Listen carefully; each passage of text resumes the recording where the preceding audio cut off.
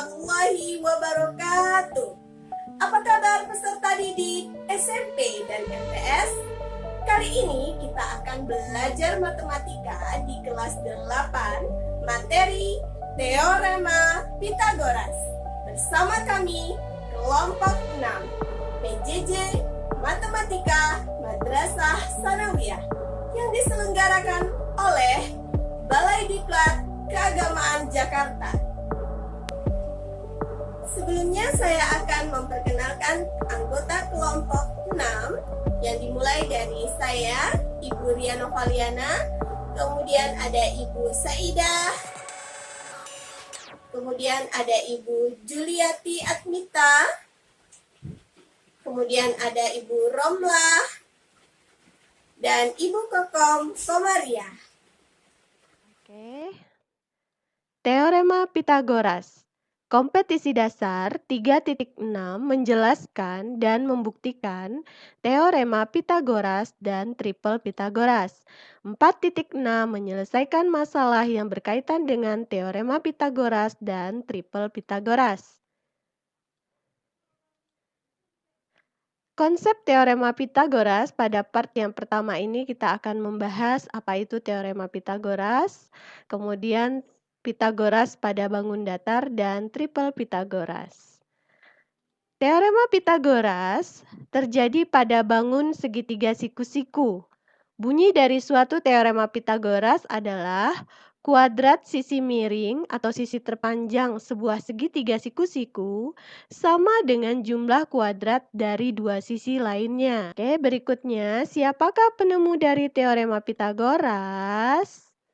Nah, Pitagoras adalah seorang ahli matematika yang lahir di Pulau Samos, Yunani, sekitar tahun 579 sampai 495 sebelum Masehi.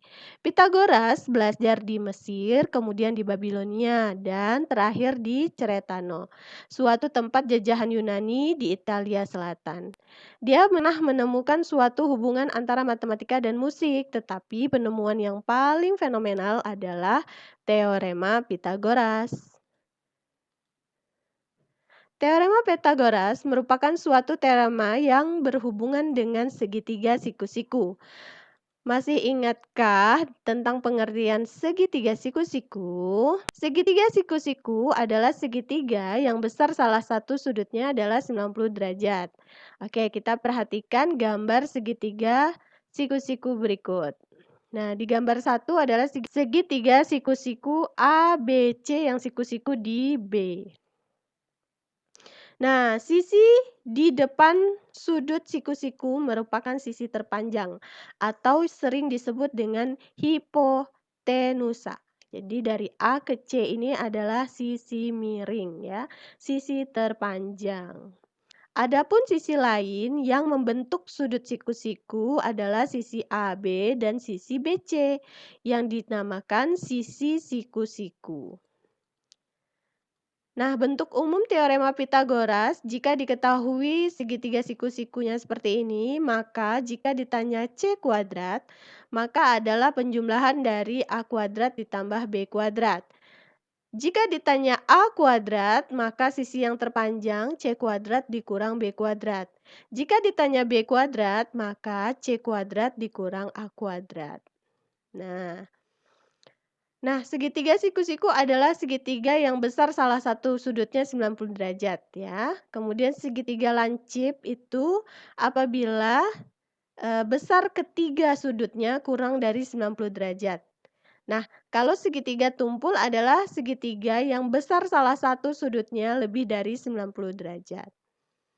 Sebuah segitiga merupakan juga segitiga lancip, segitiga tumpul, dan segitiga siku-siku. Nah, ini ada gambar yang ketiga, segitiga ABC. Misalkan C ini adalah sisi yang terpanjang ya, dari segitiga ABC, maka A kuadrat ditambah B kuadrat akan menghasilkan C kuadrat.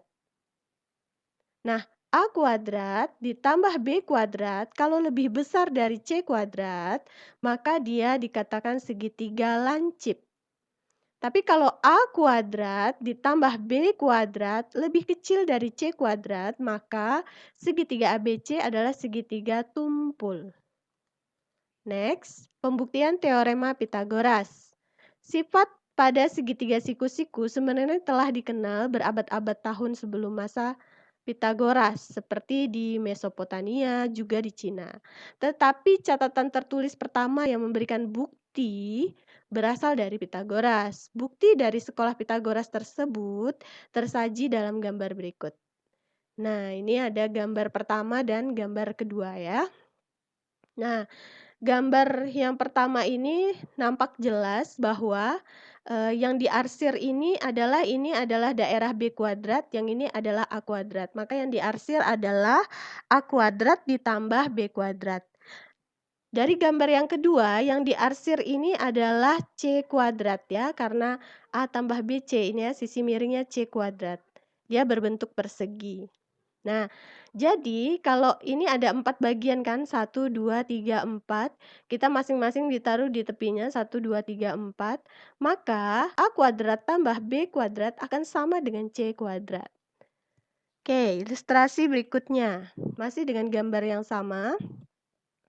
Nah, ini ada segitiga siku-siku yang siku-sikunya adalah A dan B.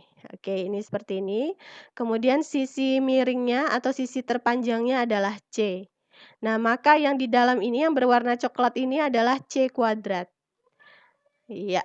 Kemudian ada B kuadrat. Ini ada B kuadrat. Kemudian ada A kuadrat. Oke.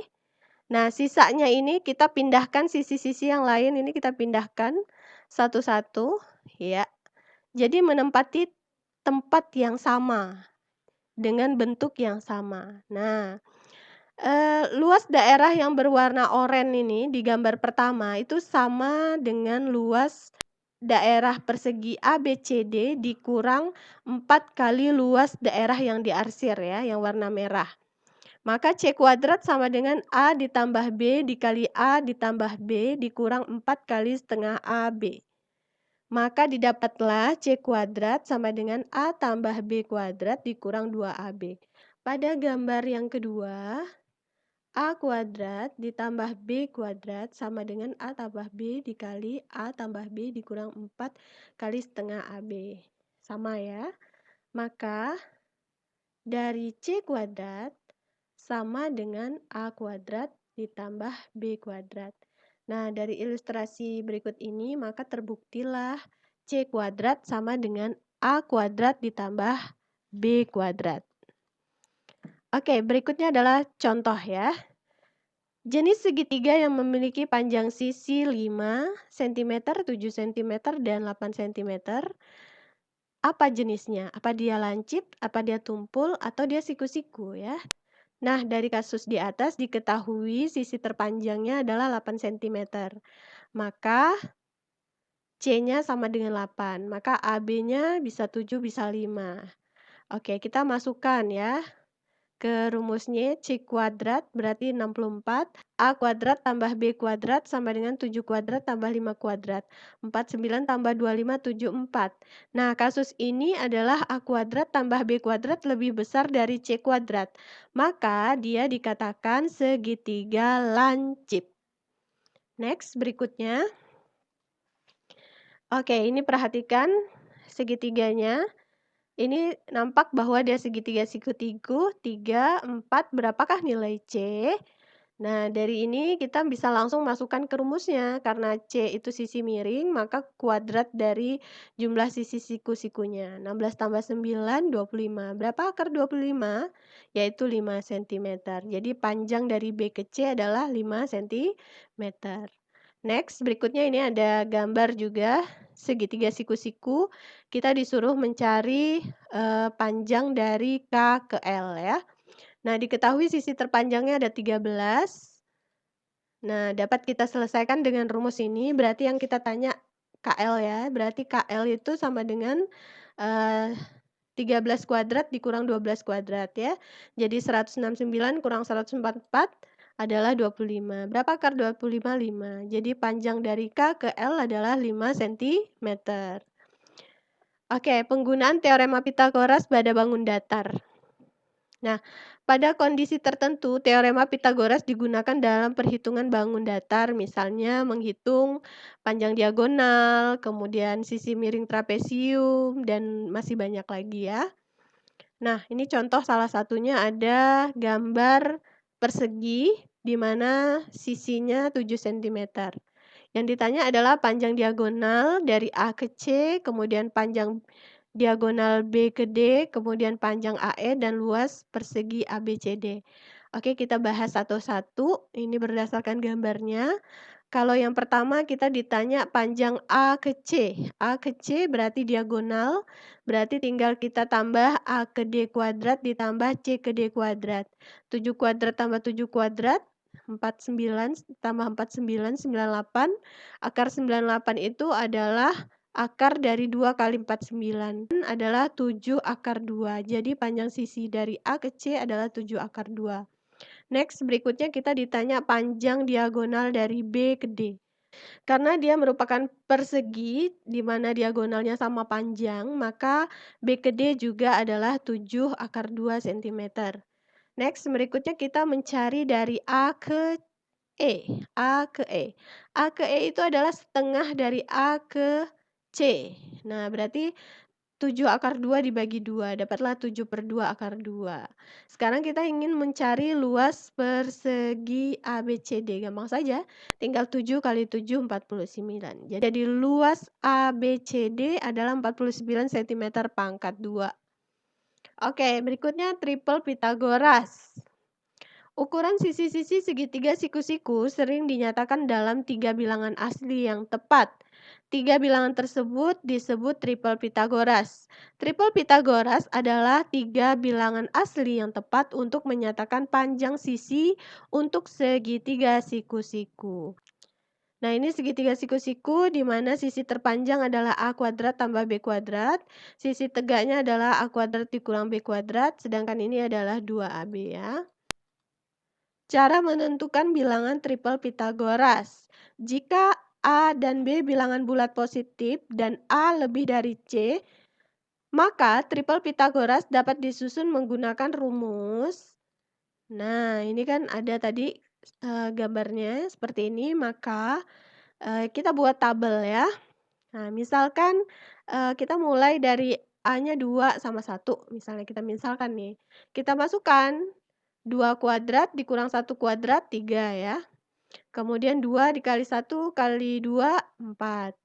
Kemudian 2 kuadrat ditambah 1 kuadrat, berarti 4 ditambah 1, 5.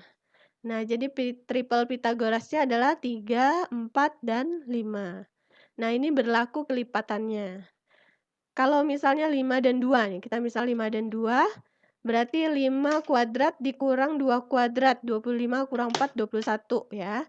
Kemudian 2AB ini 2 dikali 5 dikali 2, dapatlah 20. Kemudian A kuadrat ditambah B kuadrat, 5 kuadrat ditambah 4 kuadrat, 29. Dapatlah triple Pitagorasnya 21, 20, 29. Dan berlaku kelipatannya. Oke, contohnya, apakah triple bilangan 6, 8, 10 merupakan triple Pitagoras? Oke, ini bilangannya kalau 10 kuadrat berarti 100, 6 kuadrat tambah 8 kuadrat, 36 tambah 64 adalah 100. Karena sama ya, A kuadrat tambah B kuadrat sama dengan C kuadrat, maka dia merupakan triple Pitagoras. Untuk yang kedua, ada triple bilangan 7, 10, 13. Yang paling tinggi kan 13 nih, paling panjang. Berarti 13 kuadrat itu adalah 169. 7 kuadrat tambah 10 kuadrat, 149. Sama tidak? Lain ya. Maka lebih besar C kuadrat daripada A kuadrat tambah B kuadrat. Nah, ini tidak sama, maka dia bukan triple Pitagoras. Oke, untuk melihat sejauh mana kalian memahami tentang teorema Pitagoras, berikut ada evaluasi yang harus kalian selesaikan. Amati lingkungan di sekitar kalian. Pada bidang arsitektur, teorema Pitagoras digunakan untuk merancang konstruksi bangunan. Oke, selesaikan evaluasi berikut ini.